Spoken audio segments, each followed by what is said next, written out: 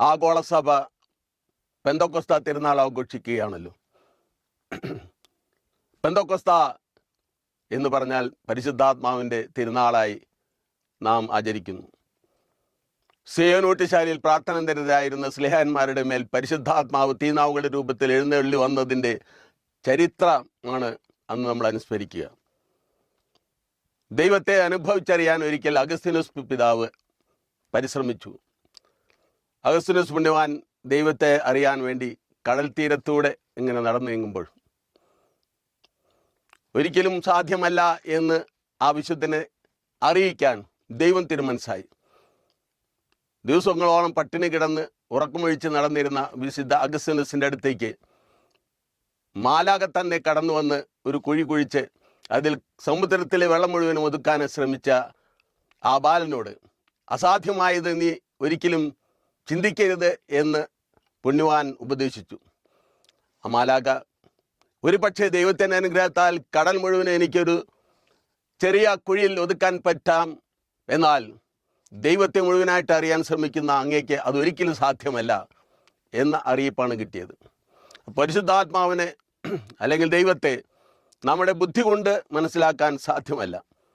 ഇനി ആരാണ് പരിശുദ്ധാത്മാവ്? ത്രിത്വത്തിൻ്റെ മൂന്നാമത്തെ ആളാണ് പരിശുദ്ധാത്മാവ്. ആ പരിശുദ്ധാത്മാവിനെ ബഥനിയായിലേക്ക് സ്ലേഹന്മാരെ കൂട്ടിക്കൊണ്ടുപോയി സ്വർഗാരോഹണ സമയത്ത് 40-ാം പെരുന്നാളിന് സ്ലേഹന്മാരോട് പറഞ്ഞു, നിങ്ങൾ പട്ടണം വിട്ട് എങ്ങും പോകരുത്, നിങ്ങൾക്ക് ആ വാഗ്ദാനമായ പരിശുദ്ധാത്മാവിനെ ഞാൻ പ്രദാനം ചെയ്യാൻ പോകുന്നു. 10 ദിവസം പട്ടിണി കിടന്ന് സിയോനൂട്ടിശാലയിൽ അവർ പ്രാർത്ഥന നിരതരായി. ആ 10-ാം ദിവസം അല്ലെങ്കിൽ പെന്തക്കോസ്ത തിരുനാൾ ദിവസമാണ് പരിശുദ്ധാത്മാവ് അവർക്ക് പ്രാപ്യമായത്. പരിശുദ്ധാത്മാവിൻ്റെ ആഗമനം ഇപ്രകാരമായിരുന്നു എന്ന് ബൈബിളിൽ പറയുന്നു. കൊടുങ്കാറ്റിൻ്റെ ആരവത്തോടെ അവർ ഇരുന്ന ആ കെട്ടിടം കത്തുന്നത് കണ്ട് പെന്തക്കോസ്ത തിരുനാൾ ആഘോഷിക്കാൻ വന്നിരുന്ന സഹസ്രങ്ങൾ അവർ ആ കെട്ടിടത്തിൻ്റെ അടുത്തേക്ക് വന്നു. അവർ അത്ഭുത സ്തബ്ധരായി. കാരണം ആ കെട്ടിടം കത്തുന്നുണ്ടെങ്കിലും ആ കെട്ടിടത്തിനൊരു കേടുപാടും വരുന്നില്ല. ആ മുറിക്കകത്തേക്ക് തീനാവുകളുടെ രൂപത്തിൽ പരിശുദ്ധാത്മാവ് എഴുന്നള്ളി വന്നു. ഓരോ സ്ത്രീയന്മാരുടെയും മേലും അമ്മയുടെ മേലും ആ പരിശുദ്ധാത്മാവ് എഴുന്നള്ളി വന്നു എന്ന് ചരിത്രം പറയുന്നു. പരിശുദ്ധാത്മാവ് സ്വീകരിച്ചു കഴിഞ്ഞപ്പോൾ സ്ലേഹന്മാർക്ക് വളരെ ധൈര്യമുണ്ടായി. പത്രോസ് ശ്ലീഹ വാതിൽ തുറന്ന് ബാൽക്കണിയിൽ നിന്നുകൊണ്ട് പ്രസംഗിക്കാൻ തുടങ്ങി. ഒറ്റ പ്രസംഗം കൊണ്ട് ബൈബിളിൽ പറയുന്നത് പോലെ 3000 പേര് ജ്ഞാനസ്ഥാനം സ്വീകരിച്ചു. വിശാൽ പ്രിയ സഹോദരങ്ങളെ, പരിശുദ്ധാത്മാവിനെ പല രൂപത്തിലും നമ്മൾ ബൈബിളിൽ കാണുന്നുണ്ട്. ഒന്നാമതായിട്ട് ഉൽപ്പത്തി പുസ്തകം 18-ാം അധ്യായത്തിൽ ദൈവം അബ്രാഹത്തെ സന്ദർശിക്കുന്നു. 3 ആളുകളായിട്ടാണ് ദൈവം ആ അബ്രഹാം എന്ന വിശ്വാസത്തിൻ്റെ പിതാവിൻ്റെ അടുത്തേക്ക് വരുന്നത്. അബ്രഹാം തല ഉയർത്തി നോക്കിയപ്പോൾ 3 ആളുകൾ തനിക്കെതിരെ വരുന്നു. അവരെ കണ്ടപ്പോൾ ഓടിച്ചെന്ന് സാഷ്ടാംഗം പ്രണമിച്ച് ദൈവത്തെ ആരാധിച്ചുകൊണ്ട് ദൈവത്തെ തൻ്റെ ഭവനത്തിലേക്ക്, തൻ്റെ ടെൻറ്റിലേക്ക്, തൻ്റെ കൂടാരത്തിലേക്ക് ക്ഷണിച്ചു. പന്തിപ്പായിട്ട് നിലത്തിരുന്നു കൊണ്ട് ദൈവം അബ്രഹാമുമായിട്ട് അങ്ങനെ സംസാരിച്ചു കൊണ്ടിരിക്കുമ്പോൾ, ഞങ്ങളിതാ പോകാൻ പോവുകയാണ്, ഞങ്ങൾക്കിനി യാത്ര ഇനിയുണ്ട്. ദൈവത്തിൻ്റെ തിരുസന്നിധിയിൽ കേണപേക്ഷിച്ചുകൊണ്ട് അങ്ങ് ഞങ്ങളുടെ കൂടെ ഒരു നേരത്തെ ഭക്ഷണത്തിനിരിക്കണം. ആ സമ്മതിച്ചു. ദൈവം 3 ആളുകളായി വന്ന ദൈവം ആ അബ്രാഹം പിതാവിൻ്റെ വീട്ടിൽ ഒരു നേരത്തെ ഭക്ഷണം കഴിച്ചു എന്നാണ് ചരിത്രത്തിൽ പറയുക. ഈ 3 ആളുകൾ ഞാനിങ്ങനെ ഭാവനയിൽ കാണുക. പിതാവായ ദൈവം, അതിൻ്റെ പിറകിൽ പുത്രനായ ദൈവം, ഏറ്റവും കൂടുതൽ പരിശുദ്ധാത്മാവ്, 3 ആളുകളായിട്ടാണ് അങ്ങനെ പരിശുദ്ധാത്മാവിനെ ആ പഴയ നിയമത്തിൽ നമ്മൾ കാണുക. പുതിയ നിയമത്തിലേക്ക് കടന്നു വരുമ്പോൾ പരിശുദ്ധാത്മാവ് വിവിധ രൂപത്തിൽ നമ്മൾ കാണുന്നുണ്ട്. പരിശുദ്ധാത്മാവ് പെന്തക്കോസ്ത തിരുനാൾ ദിവസം തീനാവുകളുടെ രൂപത്തിൽ എഴുന്നള്ളി വന്നു എന്ന് നമ്മൾ കണ്ടു കഴിഞ്ഞു. മാമോദീസ വേളയിൽ പരിശുദ്ധാത്മാവ് പ്രാവിൻ്റെ രൂപത്തിൽ യേശുവിൽ എഴുന്നള്ളി വന്നു. പരിശുദ്ധാത്മാവ് പ്രാവിൻ്റെ രൂപത്തിലാണ് പുതിയ നിയമത്തിൽ നമ്മൾ കാണുക. എന്തുകൊണ്ടാണ് പ്രാവിൻ്റെ രൂപം സ്വീകരിച്ചത് എന്ന് ഞാൻ ചിന്തിച്ചപ്പോൾ തീർച്ചയായിട്ടും ഈ ലോകത്തിലെ ഒരു നിഷ്കളങ്ക ജീവിയാണ്, ഒരു ഉപദ്രവം ഒരു മനുഷ്യനും ചെയ്യാത്ത ജീവിയാണ് പ്രാവ്. അതും വെള്ള അരിപ്രാവിൻ്റെ രൂപത്തിലാണ് പരിശുദ്ധാത്മാവ് എഴുന്നള്ളി വന്നത്. ഞാൻ ആ സ്ഥലം 2007 കണ്ടതാണ്. എവിടെയാണ് ഈശോ മാമോദീസ സ്വീകരിച്ച് ആ സ്ഥലത്ത് പോയി അവിടെ എപ്പോഴും ഇങ്ങനെ പ്രാവുകൾ തത്തി കളിക്കുന്നത് കാണാൻ സാധിക്കും. നിഷ്കളങ്കമായ ജീവിയുടെ രൂപത്തിൽ പരിശുദ്ധാത്മാവ് എഴുന്നള്ളി വന്നു എന്ന് പറയുമ്പോൾ പരിശുദ്ധാത്മാവ് ഒരു നിഷ്കളങ്ക ദൈവത്തിൻ്റെ രൂപം തന്നെയാണ്. അവിടുന്ന് മനുഷ്യർക്ക് നന്മ മാത്രം ചെയ്യുന്ന, അല്ലെങ്കിൽ ഈശോ വാഗ്ദാനം ചെയ്തതുപോലെ ദാ ഞാൻ നിങ്ങൾക്കായി ഒരു സഹായകനെ അയച്ചു തരുന്നു, ആ സഹായകൻ എപ്പോഴും നിങ്ങളോട് കൂടെ ഉണ്ടായിരിക്കും. അത് സത്യമാണെന്ന് എൻ്റെ ജീവിതത്തിലും ലോകത്തിൻ്റെ മുഴുവൻ ജീവിതത്തിലും അത് അനുഭവവേദ്യമായിട്ടുള്ളതാണ്. പരിശുദ്ധാത്മാവ് വീണ്ടും കാറ്റിൻ്റെ രൂപത്തിൽ എഴുന്നള്ളി വന്ന് നമ്മെ സഹായിക്കുന്നുവെന്ന് നിക്കോദെമോസിനോട് ഈശോ അരുളി ചെയ്യുകയാണ്. കാറ്റ് എവിടെ നിന്ന് വരുന്നുവെന്ന്, എവിടേക്ക് പോകുന്നുവെന്ന് നമുക്കാർക്കും അറിയാൻ സാധ്യമല്ല. എന്നാൽ പരിശുദ്ധാത്മാവ് കാറ്റിൻ്റെ രൂപത്തിൽ നിങ്ങളിൽ പ്രവർത്തിക്കും എന്ന് ഈശോ അവിടെ വാഗ്ദാനം ചെയ്യുകയാണ്. യോഹന്നാൻ്റെ സുവിശേഷം 3-ാം അധ്യായം 8-ാം തിരുവചനം, കാറ്റ് അതിനിഷ്ടമുള്ളിടത്തേക്ക് വീശുന്നു, അതിൻ്റെ ശബ്ദം മാത്രം നീ കേൾക്കുന്നു, എന്നാൽ അത് എവിടെ നിന്ന് വരുന്നുവെന്നോ എവിടേക്ക് പോകുന്നുവെന്നോ അറിയുന്നില്ല.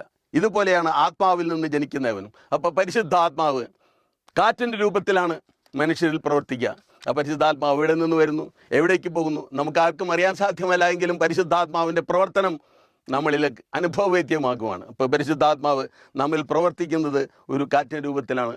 പരിശുദ്ധാത്മാവിൻ്റെ രൂപം, പരിശുദ്ധാത്മാവിൻ്റെ ഭാവം അത് നമുക്കാർക്കും കാണാൻ സാധ്യമല്ല. എങ്കിലും അനുഭവത്തിലൂടെ നമുക്കത് കാണാൻ സാധിക്കും. ഞാൻ കൊളുത്തുവയൽ വർക്കിയച്ഛൻ്റെ ധ്യാനത്തിന് പങ്കെടുക്കാനായിട്ട് പോയിരുന്നു. 2000-ലാണ് ഞാൻ ആ ധ്യാനത്തിൽ പങ്കെടുത്തത്. ധ്യാനത്തിൻ്റെ അനുഭവം എന്ന് പറയുന്നത്, എനിക്ക് പരിശുദ്ധാത്മാവിൻ്റെ അനുഗ്രഹദാനങ്ങൾ എന്തെങ്കിലും അവിടെ നടക്കുന്നുണ്ടെന്ന് ഞാൻ അറിഞ്ഞു, എനിക്കും കിട്ടുമോ എന്ന് ആഗ്രഹിച്ചു. പക്ഷേ അവിടെ എന്തൊക്കെയാണ് നടക്കുന്നതെന്ന് പരീക്ഷിച്ചറിയാനായിട്ടാണ് എൻ്റെ ഉള്ളിൽ ഞാൻ വിചാരിച്ചത്.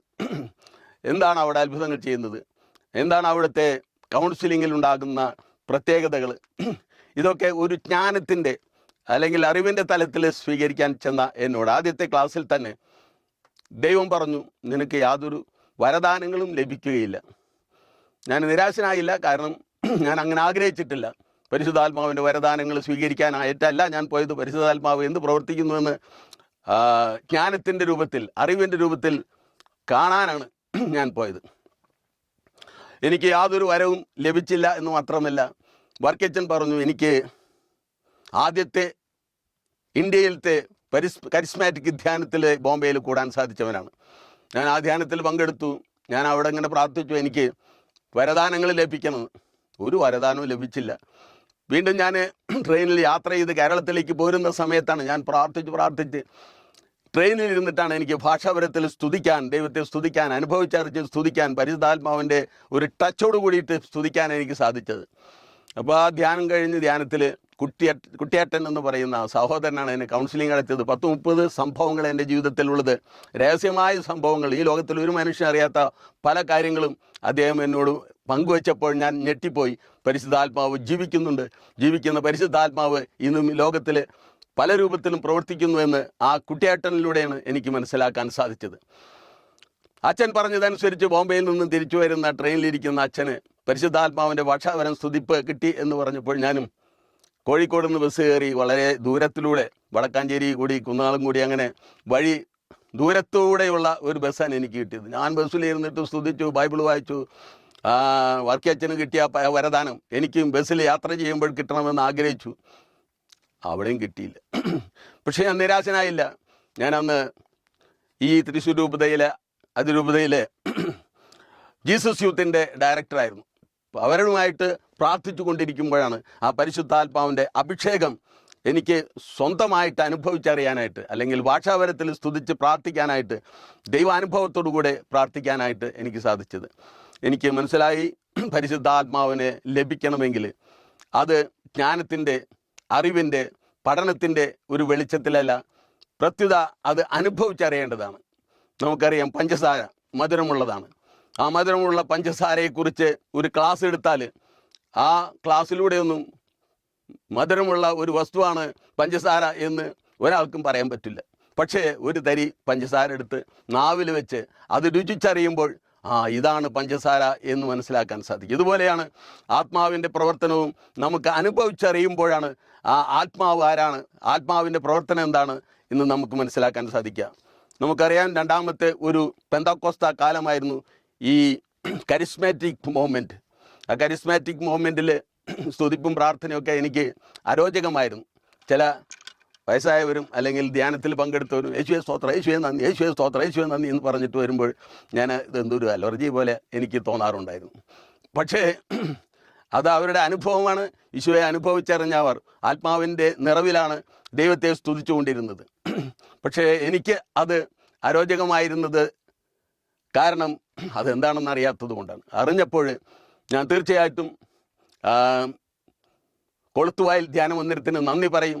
ഒരു തവണ ഞാൻ ധ്യാനത്തിന് പോയി, പിന്നെ ഒരു തവണ കൗൺസിലിംഗ് കോഴ്സിന് പോയി. ആ കൗൺസിലിംഗ് കോഴ്സിന് ഞാൻ പോകുമ്പോൾ അതിനു മുൻപ് ഞാൻ വെല്ലൂർ കൗൺസിലിങ്ങിൻ്റെ ഒരു പഠനത്തിനായിട്ട് പോയ മെറ്റീരിയലൊക്കെ എൻ്റെ കട്ടിൽമേലിരുന്നു. ആ കൗൺസിലിംഗ് കോഴ്സ് വർക്കച്ചൻ്റെ അവിടെ കൂടി 3 ആഴ്ച കൂടി തിരിച്ചു വരുമ്പോൾ ഞാൻ പഠിച്ച ആ മെറ്റീരിയലൊക്കെ ചതൽ പിടിച്ച് കിടക്കുന്നു. അപ്പോൾ അതിൽ നിന്ന് എനിക്ക് മനസ്സിലായി, ഈ ലോകത്തിൻ്റെ ജ്ഞാനം അത് ചതലാണ്, അത് മണ്ണാണ്, അത് ഒന്നിനും കൊള്ളാത്തതാണ് എന്ന് പറയുന്നില്ല. പൂർണ്ണമായിട്ടും അതിനേക്കാൾ ഉപരിയാണ് ദൈവജ്ഞാനം, ദൈവത്തിൻ്റെ ടച്ച്, ദൈവത്തിൻ്റെ സ്പർശനം, ദൈവത്തിൻ്റെ അഭിഷേകം എനിക്ക് അനുഭവിച്ചറിയുവാനായിട്ട് സാധിച്ചു. ദൈവത്തിൻ്റെ ഈ പ്രത്യേക അനുഗ്രഹം, പരിശുദ്ധാത്മാവിൻ്റെ അഭിഷേകം നമുക്ക് എല്ലാവർക്കും ഈ പെന്തക്കോസ്ത തിരുനാൾ ദിവസം ഉണ്ടാകട്ടെ എന്ന പ്രാർത്ഥനയോടെ പരിശുദ്ധാത്മാവിൻ്റെ അഭിഷേകം ഓരോരുത്തർക്കും അനുഭവിച്ചറിയുവാൻ, അത് പഠനത്തിൻ്റെതിനേക്കാൾ ഉപരി, തലയുടെ പ്രവർത്തനത്തെക്കാളുപരി ഹൃദയത്തിൻ്റെ പ്രവർത്തനത്തിലൂടെ ആത്മാവിനെ വിവേചിച്ചറിയാൻ പരിശുദ്ധാത്മാവിൻ്റെ വരദാനങ്ങൾ നമുക്ക് ലഭിക്കുവാൻ പ്രാർത്ഥിച്ചുകൊണ്ട് ഈശോയുടെ നാമത്തിൽ എല്ലാവർക്കും ഞാൻ ആശീർവാദം നൽകും. നമ്മുടെ കർത്താവ് ശിവയുടെ കൃപയും പിതാവ് ദൈവത്തിൻ്റെ സ്നേഹവും പരിശുദ്ധാത്മാവിൻ്റെ സഹവാസവും നാം എല്ലാം ഉണ്ടായിരിക്കട്ടെ, ഇപ്പോഴും എപ്പോഴും എന്നേക്കും. ആമേൻ.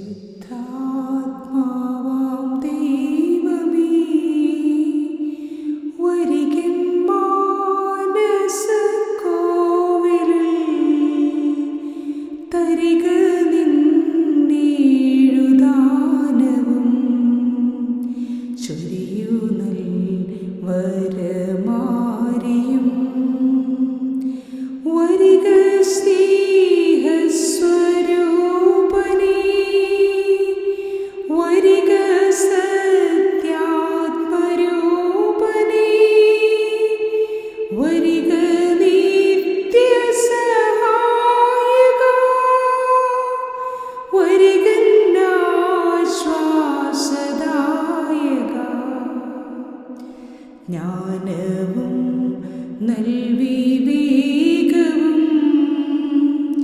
ബുദ്ധിയും ഉപദേശവും ശക്തിയും ഭയഭക്തിയും തന്നരുൾ കേഴുദാനവും വരിക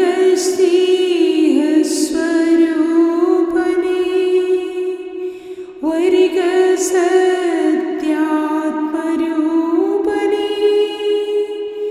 വരിക നിത്യ സഹായക, വരിക ആശ്വാസദായക. നൽവിവേകത്തിൻ വചനവും വിജ്ഞാനത്തിൻ്റെ വചനവും വിശ്വാസം രോഗശാന്തിയും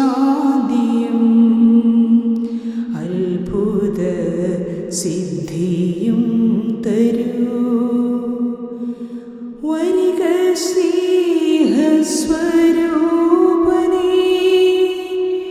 വരിക സത്യാത്മരൂപനേ, വരിക നിത്യ സഹായക, വരിക ആശ്വാസദായക. ആത്മാക്കൾ തൻ വിവേചനം പ്രവചനം അന്യഭാഷയും വ്യാഖ്യാന വരദാനവും തന്നു പ്രേഷിതയാക്കുക. വരിക സ്നേഹ സ്വരൂപനേ, സത്യാത്മരൂപനേ, വരിക നിത്യ സഹായക, വരികന്നാശ്വാസദായക, വരിക സ്നേഹ സ്വരൂപനേ, വരിക